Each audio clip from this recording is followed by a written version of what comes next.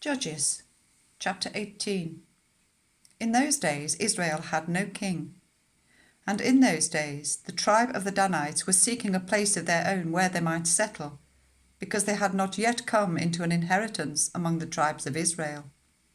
So the Danites sent 5 of their leading men from Zorah and Eshtaol to spy out the land and explore it.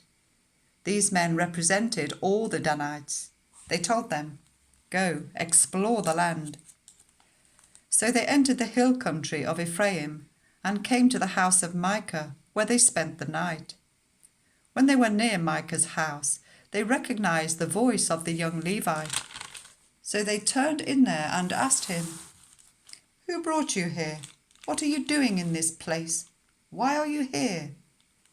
He told them what Micah had done for him and said, "He has hired me, and I am his priest." Then they said to him, "Please enquire of God to learn whether our journey will be successful." The priest answered them, "Go in peace. Your journey has the Lord's approval." So the 5 men left and came to Laish, where they saw that the people were living in safety, like the Sidonians, unsuspecting and secure. And since their land lacked nothing, they were prosperous. Also, they lived a long way from the Sidonians and had no relationship with anyone else. When they returned to Zorah and Eshtaol, the Danites asked them, "How did you find things?" They answered, "Come on, let's attack them. We have seen the land, and it is very good. Aren't you going to do something? Don't hesitate to go there and take it over. When you get there, you will find an unsuspecting people and a spacious land that God has put into your hands, a land that lacks nothing whatever." Then 600 men of the Danites armed for battle set out from Zorah and Eshtaol. On their way they set up camp near Kiriath-Jearim in Judah.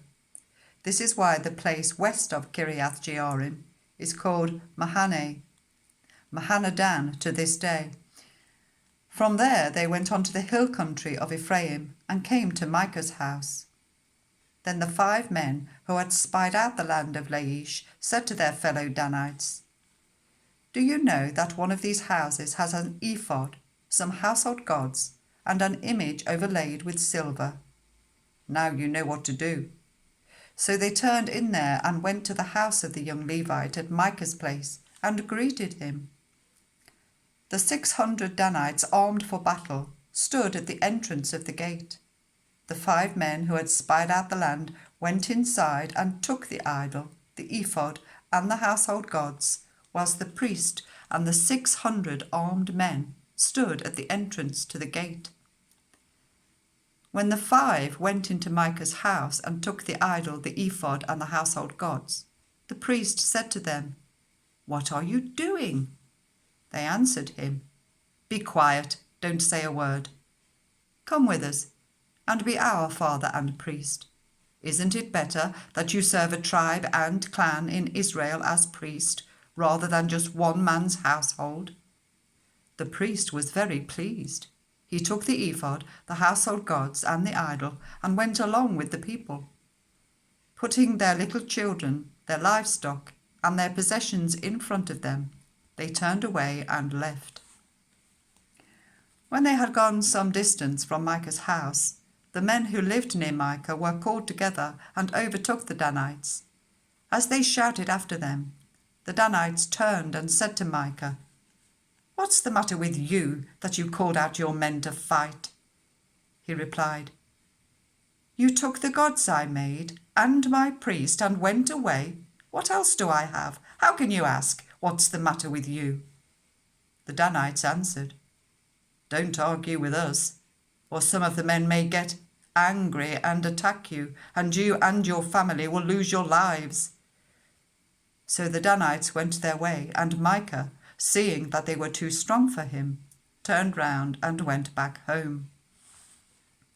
Then they took what Micah had made, and his priest, and went on to Laish, against a peaceful and unsuspecting people. They attacked them with the sword and burned down their city. There was no one to rescue them, because they lived a long way from Sidon and had no relationship with anyone else. The city was in a valley near Beth Rehob. The Danites rebuilt the city and settled there. They named it Dan after their ancestor Dan, who was born to Israel, though the city used to be called Laish. There the Danites set up for themselves the idol, and Jonathan, son of Gershom, the son of Moses, and his sons were priests for the tribe of Dan until the time of the captivity of the land. They continued to use the idol Micah had made all the time the house of God was in Shiloh.